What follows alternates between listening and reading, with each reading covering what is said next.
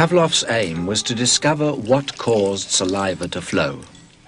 He rerouted the salivary ducts to the outside of his dog's cheek so that he could collect and measure the spittle. Perhaps, he thought, the production of saliva might be the result of a fixed nervous reflex, like a knee jerk.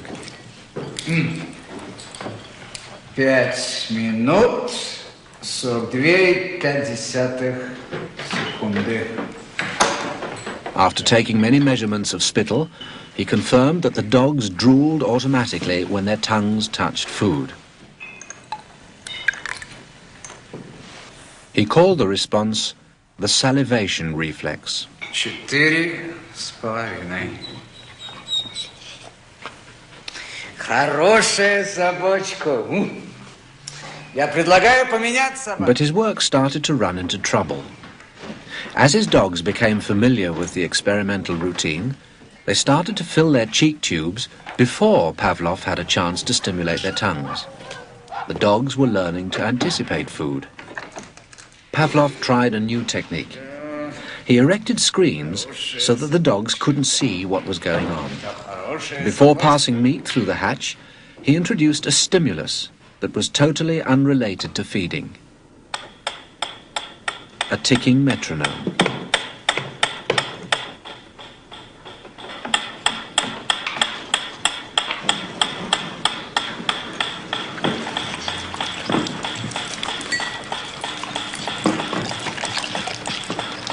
At first, the dog dripped saliva into its cheek tube only when the food appeared.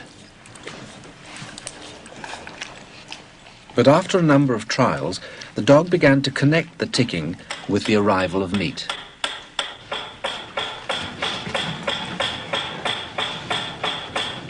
Soon, the sound alone made the dog drool.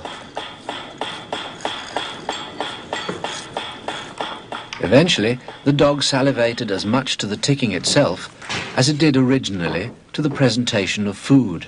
Полная. Идите сюда. Что я говорил? He called this new response the conditioned reflex. Собака.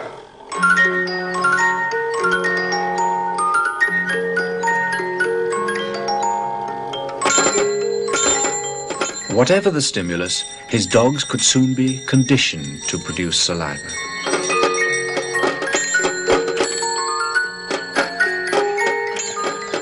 Pavlov believed that he had discovered how animals learned, even in the wild.